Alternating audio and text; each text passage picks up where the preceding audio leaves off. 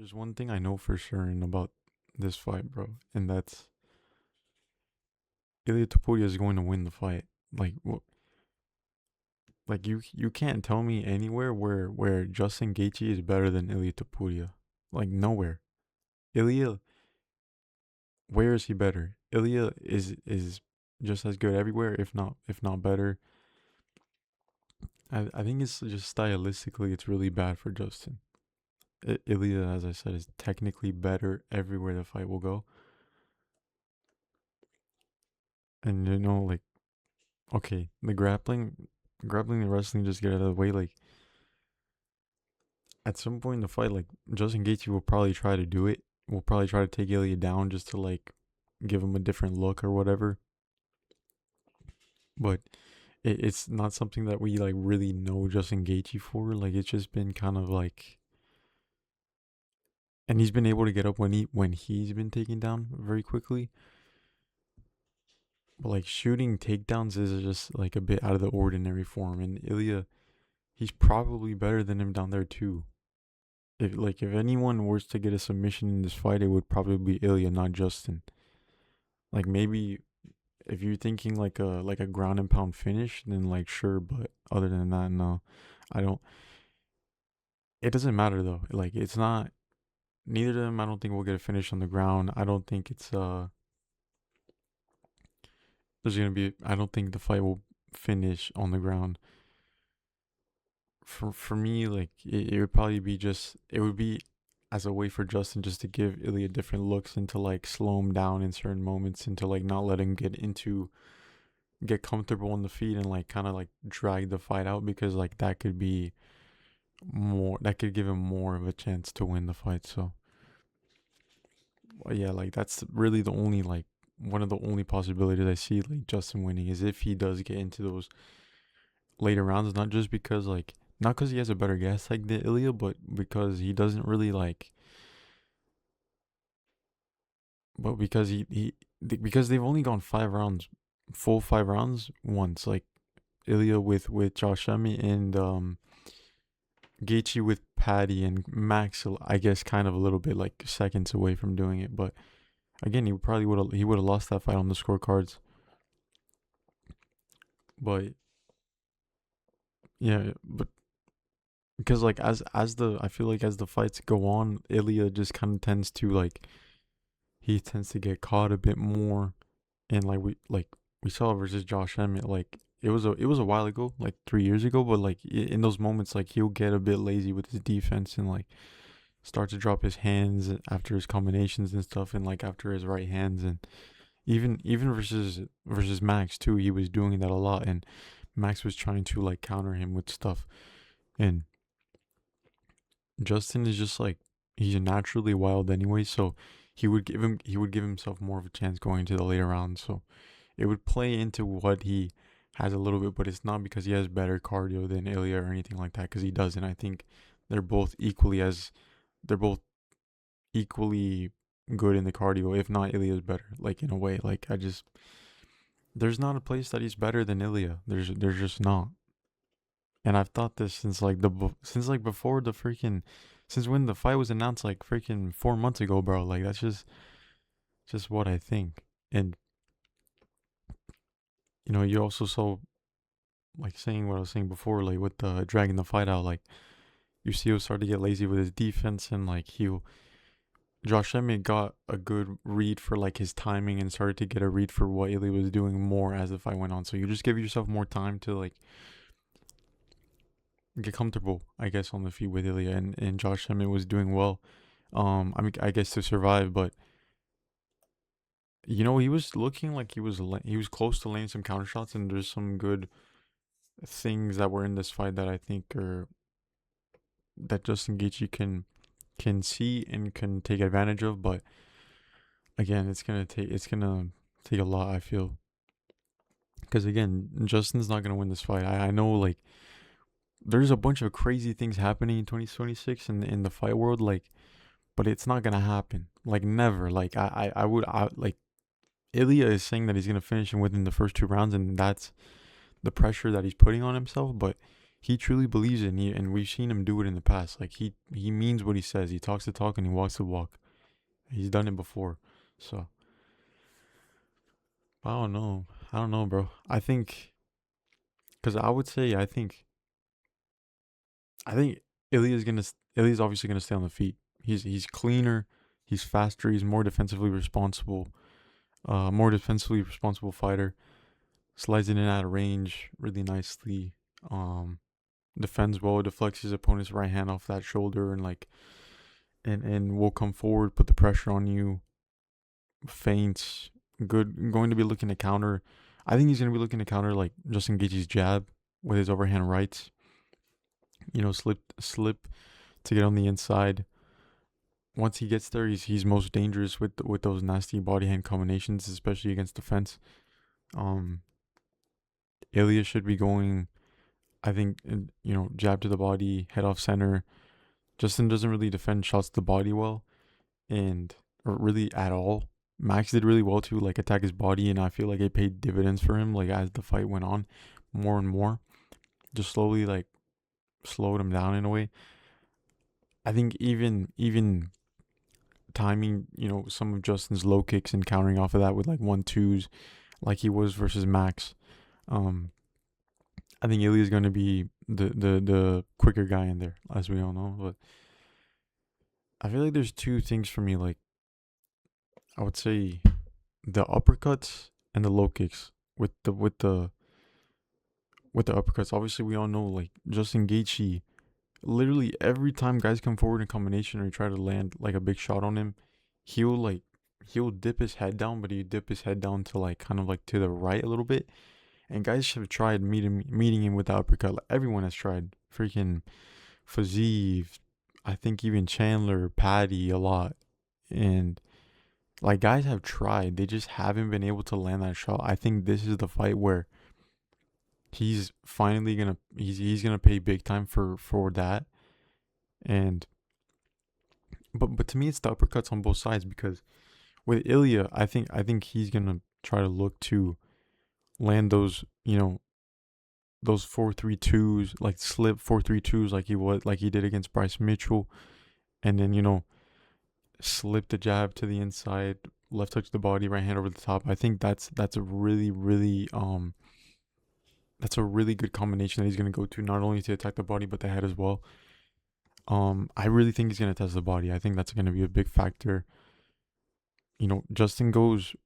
He likes to throw uppercuts too, and we've seen in the past with Ilya that those shots up the middle are something that he's a bit vulnerable to in the way like you know um if you what Max was doing was he was kind of like popping that jab out there, just kind of giving him something to see so he could start his head movement, and then once he would start doing that, Max would keep on the jab, and then you would come with the uppercut up the middle. And I think that's something that Justin is gonna go to too as well. Um and it's something he needs to do. If he doesn't do it, then he's not gonna get a finish, in my opinion. He's not gonna get a TKO. Um but yeah, I think it would be good for him to go, three, like a 3-4 or a 4-3, whatever, to open up that left hook or the uppercut.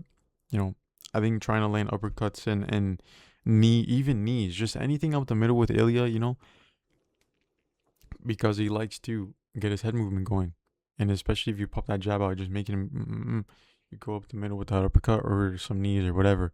Max was doing well to show him the uppercuts and the knees. So, but I even the low kicks are, to me, people were completely disregard. They're saying like, yeah, Justin is gonna attack his kicks, and that's gonna be a big part of his game plan. And I think that's true. He's gonna try to attack his legs. I think people were just disregarding like Ilya's calf kicks and his low kicks because they're really good. I think they're underrated, and he's gonna go to them as well. And like I said, like I think Ilya is gonna he's gonna try to time when Justin Gaethje does throw those kicks, and he's gonna try to counter off of them. I think that's what it's gonna be. I think people were really underrating Ilya's calf kicks and his low kicks because they're very good, and they throws them very heavy. But yeah, you know that right hand side of Ilya is what everyone attacks. Like that's why I said Justin should be trying, that 3-4 after Ilya throws that right hand because he tends to drop his hands afterwards. And Max was looking to land that left hook or just threaten it so he could roll underneath it.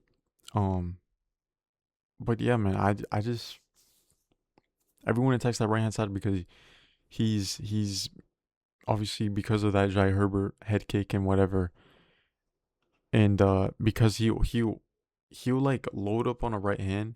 In that Jai Herbert fight, he threw a right hand from like way out of range, and Jai Herbert knew he was gonna throw a left hook afterwards because that's what he does all the time. So he timed it and he threw a nice head kick because I mean again Ilya was way out of range and Jai Herbert is a very tall and rangy guy at lightweight, and he knew he was gonna throw that left hook. He knew that his hand is down when he does that. Like it's a very very bad thing that Ilya does, and that's why I don't say like Ilya is not that he's not unbeatable.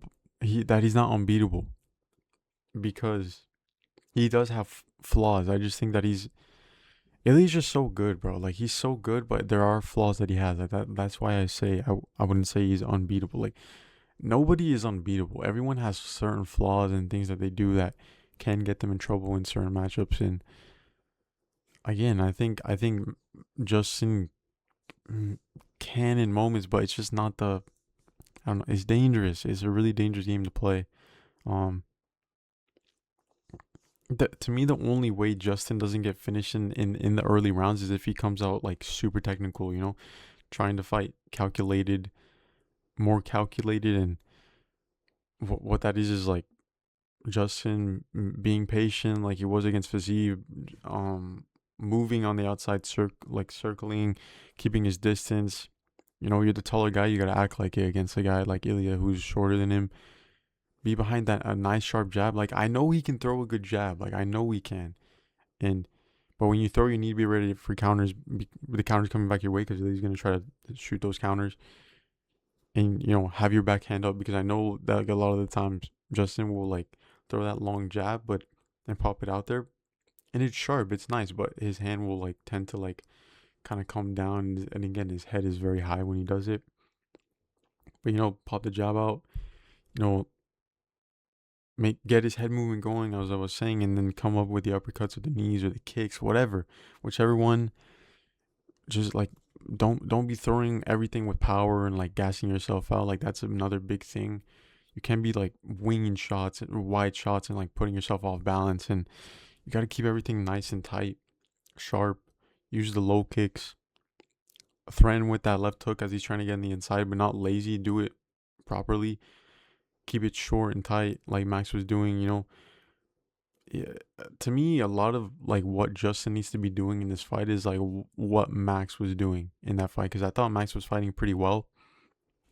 Um, I think he has sort of like a somewhat of a blueprint of what Justin can do. You know, Another thing, Justin too, as I said, like with the takedown. Like if you don't get the takedown, it's fine. Like you can try again. Not only it gives him another thing to think about. Um, because I don't think that it's something that Justin's gonna use effectively. Like it's something you could feint and then you know set something else up. But you can't be getting back to the fence. You absolutely cannot be getting back to the fence. Do not apply pressure on Ilya. Don't. Jai Herbert is really the only one who had success putting Ilya like on the back foot. Maybe Max in certain moments, but that's because Herbert is super tall and rangy. Like, and he hurt him very early in the fight. Like you saw right away in round 2 in the Jai Herbert fight that as soon as Ilya went back on the front foot, the fight was completely different, and he literally knocked him out in like a minute after the second round started. So again, you can't be going you can't be going forward on Ilya, bro. Like he's gonna run you into a shot. He's gonna make you run into a shot, and it's just I this matchup is so bad for him. Like I would there's no way he's gonna win this fight. Like there's literally no way. Even if you think for a second that it's gonna go full 5 rounds, Ilya will win that kind of fight too. Like there's Justin's not gonna win this fight. It's not gonna happen. And like again, that's all that stuff is like a big what if, like or big if. Like Justin needs to be pretty much perfect to win the fight. I feel like I've just seen Justin hurt so many times. Like Patty, Max, Chandler, Fazeev, like early in his UFC career too. Like he's been in so many wars and yeah, he's only lost to like the best guys in the world, but Ilya will land on him and Ilya if Ilya lands on him like these other guys did, they're gonna come with more consequences and he's a different kind of puncher to those guys. Like as I said, like Ilya just has so many ways he can win. Um I think Justin in general, like his defense is a really really big issue. Ilya's significantly better in the defense. Doesn't Justin doesn't defend body shots. Naturally keeps his head a bit high. Chandler landed like simple, quick straight shots early 1-2s. They hurt Justin really badly. Um, Gaethje is super good in that dirty boxing range with that, with that collar tie, wing, and uppercuts and hooks. Not only haven't seen him do that in a long time, but also Ilya is dangerous in the pocket too. On the inside, he's absolutely nasty. Will rip combinations on you, and it's not a smart thing to be doing. Again, as I said, like to me, the body shots are absolutely massive in this fight for Ilya. I think it's something people are really underestimating. I think Justin is like super vulnerable to the body. Um, he can take a lot of damage to the head, but you gotta attack that body. Um, you know, low kicks for both. I think Topuria can defend well against them, and he has good ones of his own against the fences. The danger zone for Justin Gaethje has to be moving behind his jab. I think Topuria will slip and counter off of it, with his overhand right. Um, or he can get there first with his straight punches, slip the jab, let that left hook to the body go, right hand over the top. There's so many paths to victory for Ilya. He can try to get takedowns if you want, whatever, bro. Again, if anyone were to get a finish on the ground, if you're gonna think that way, it would be Ilya by sub. So as I said before, like Justin would have to fight a perfect fight to win it. I think it's a horrible matchup for him. Tuputi's gonna win this fight. Way more paths to victory. I don't think he'll get a round one finish just because I think Justin will be coming out technical. But I'm gonna go with Ilya round two KO win. Maybe even round one late KO.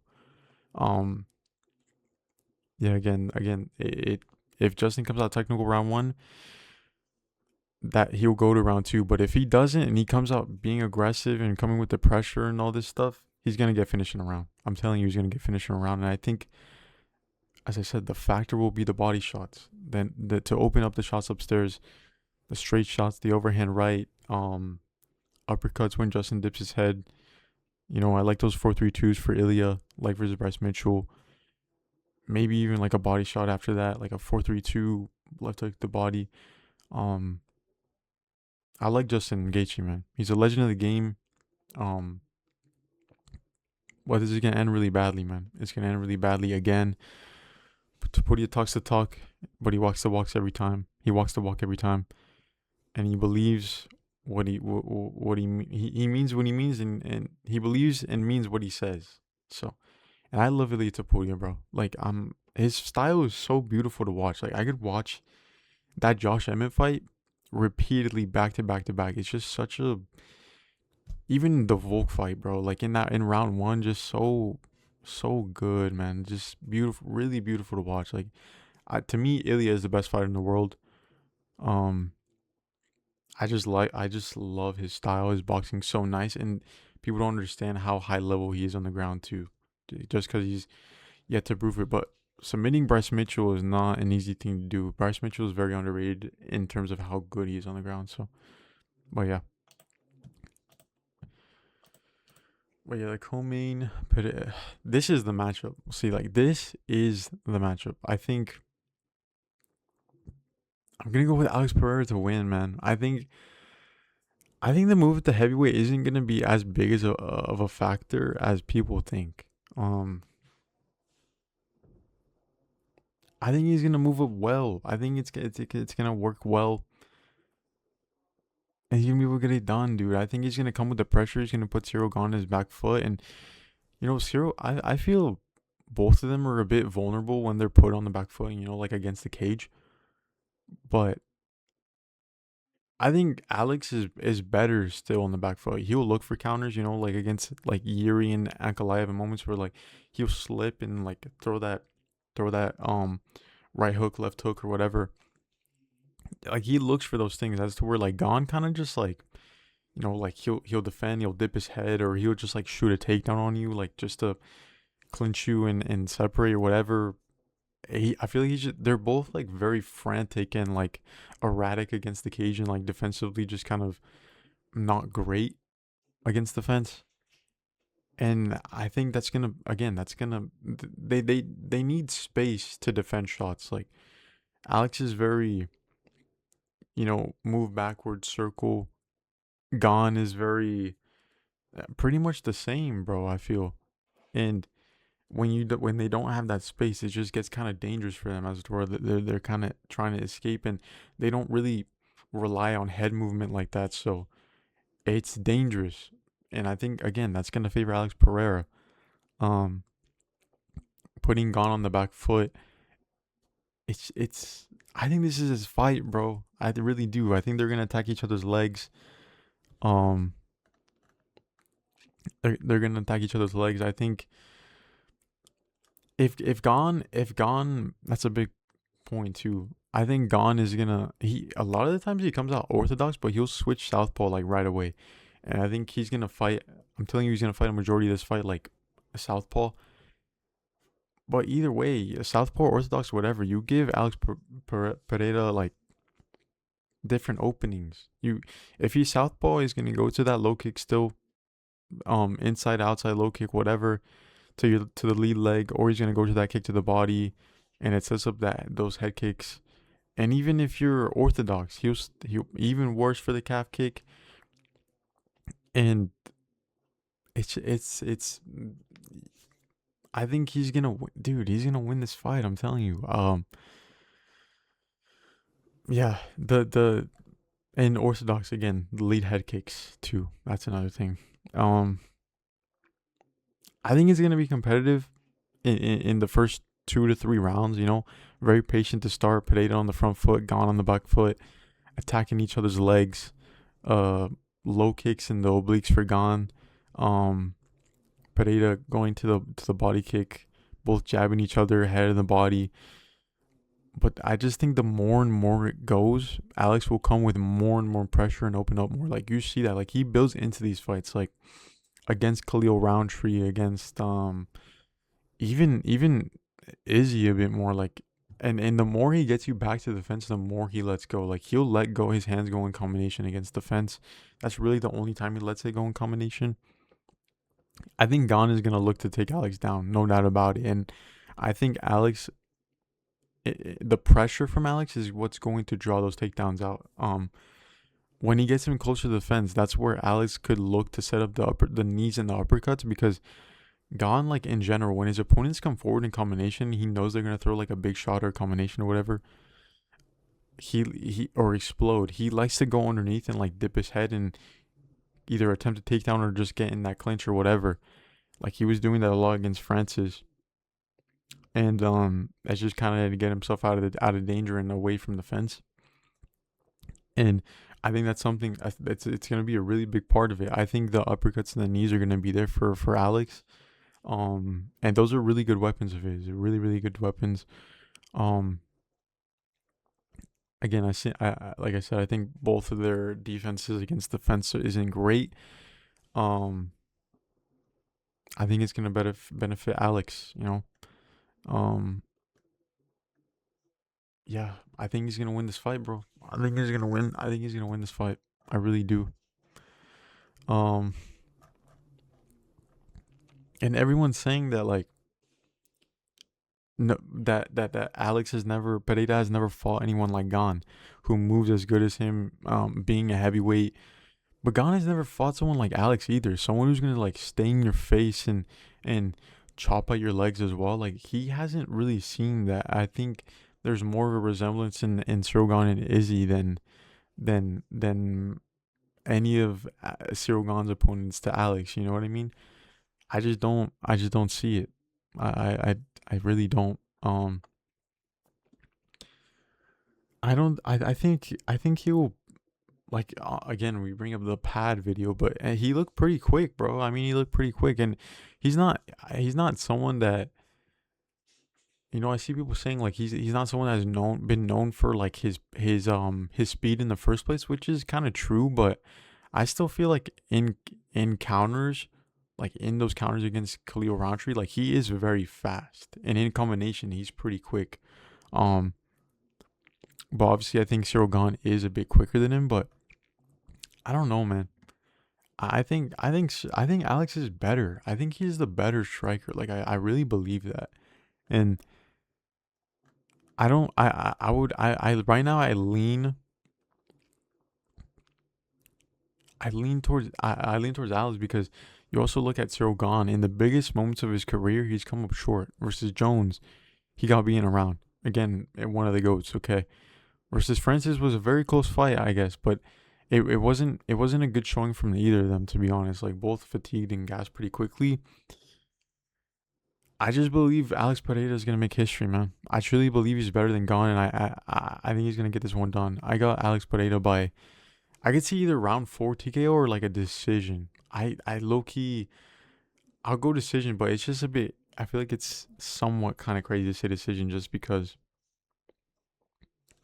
you know Cyril Gane's gone 5 rounds. How many times? Probably like 3 or 4 times.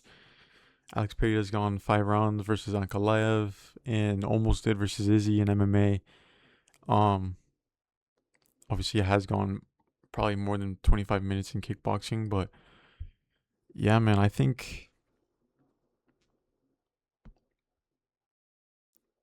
just believe Alex is gonna get this one done. I think he's better. I think he's better than Cyril Gane. Obviously, he he looks like a heavyweight. He does. Obviously a bit, you know, thicker.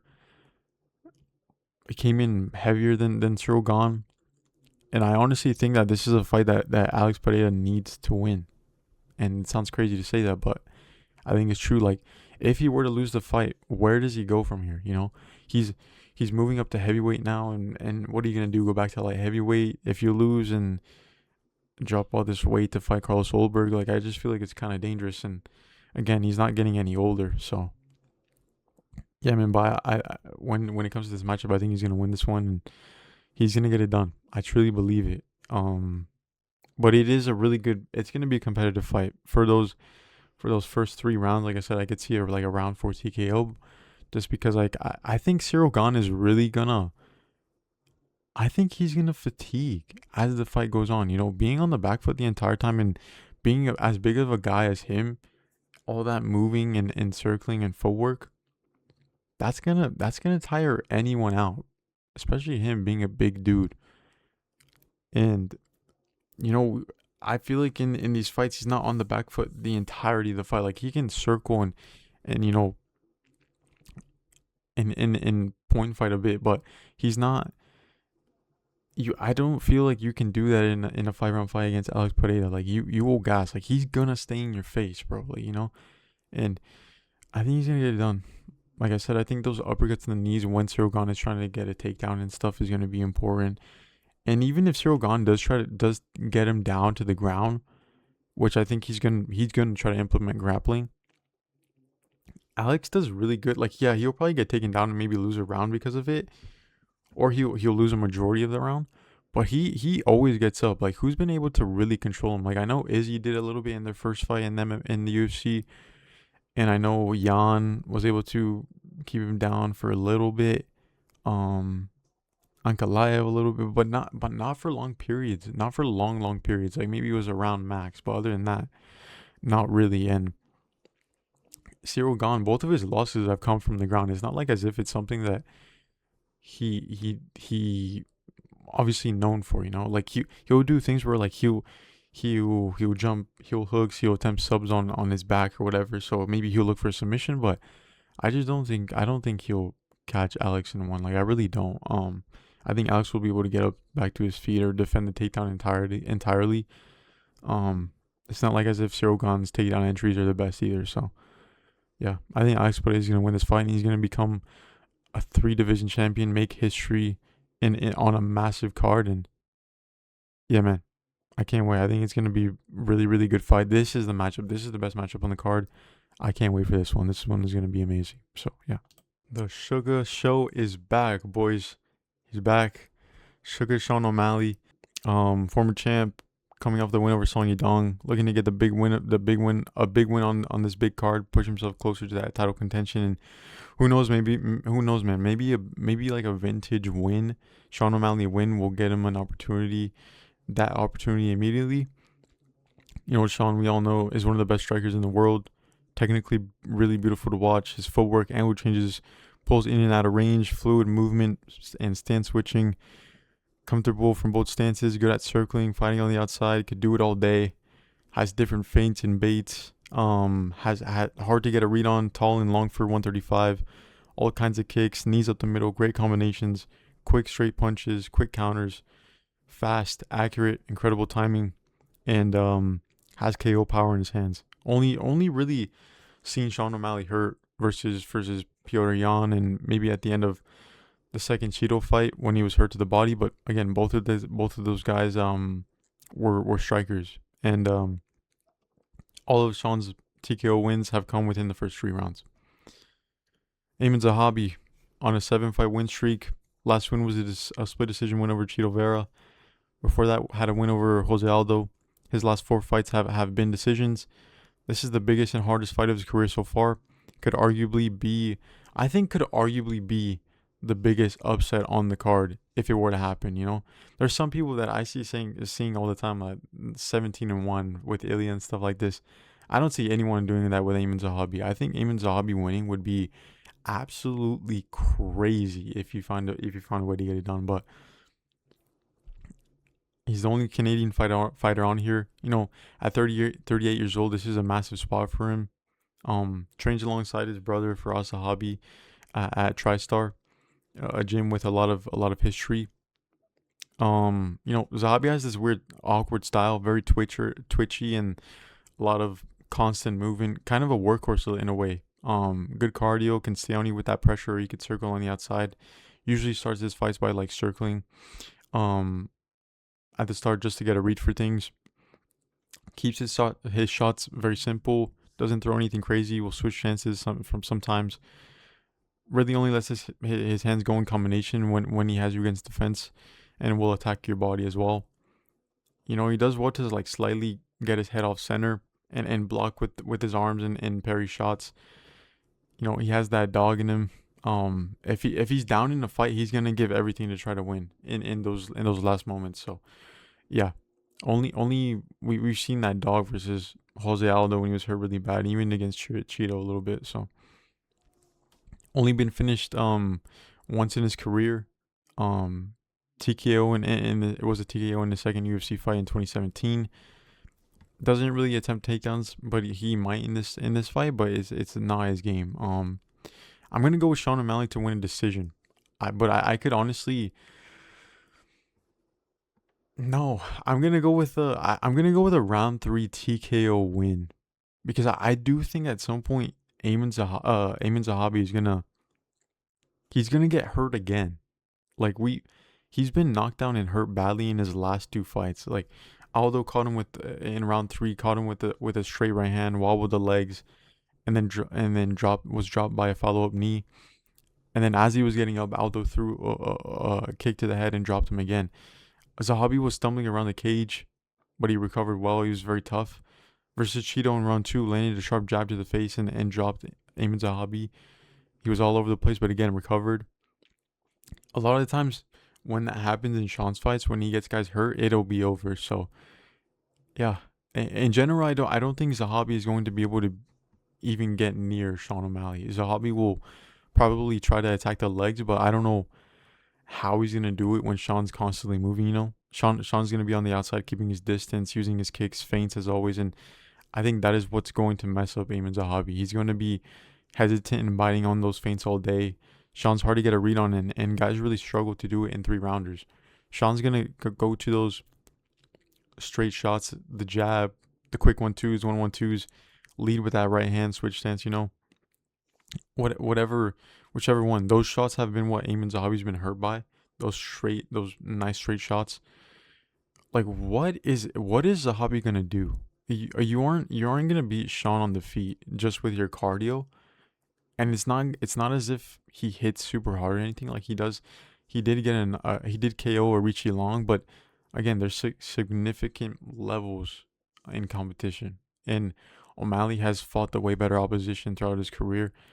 Obviously, like we said, a former champion, one of the best strikers in the world. Zahabi might be able to get to a decision, but I know one thing for certain: he's not winning this fight. Like, I would be in complete shock, and it would genuinely be devastating. I think this is the perfect matchup for Sean O'Malley to show out in front of the world and get like a vintage Sean O'Malley performance. I could see it being like a little Chris Moutinho where he's just styling on Ayman Zahabi.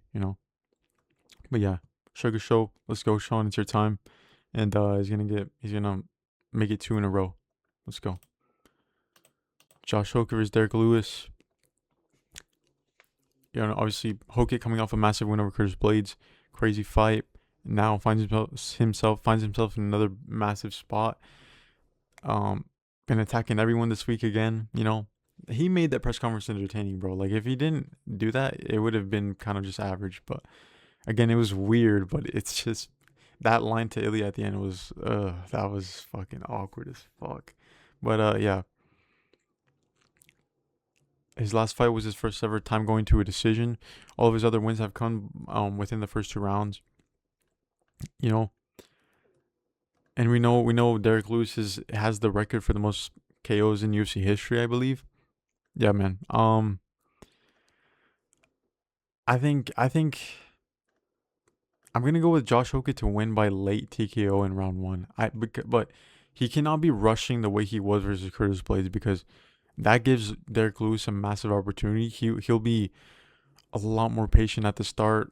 Feint, then level changes to actually get a takedown. Then use those feints and fakes to set up the shots upstairs. Fake level change, then go uppercut or right hand or whatever. Then once he lands a good shot, he will pour on those combinations. And we've kind of seen. I haven't liked how Derek Lewis has reacted to these punches, like especially against Waldo, his last fight. Like, I just really didn't like that. Yeah, man. I think, I think he's gonna pour on those combinations once he has Derek hurt, and what I'm predicting is a TKO win, or he could just get a takedown and look for a submission. But I don't know. Like, Derek Lewis isn't an easy guy to sub.